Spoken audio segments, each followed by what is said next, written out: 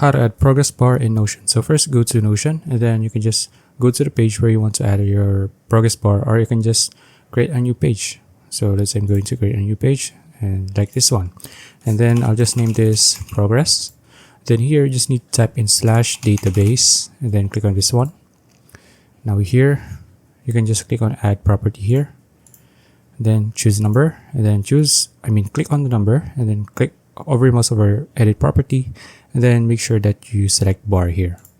Now here you can choose the color of your bar, and then choose the number where how much. For example, I'm going to create 100 resumes or 1,000 resumes, something like that.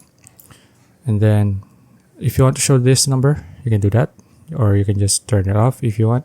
And then after that, so let's say this is all about my progress in how much or how many resumes I've already created. So let's say I've only created 10, and then press enter, and as you can see, now it shows here that I've only created 10 out of 100. Okay, and you can see the progress bar as well.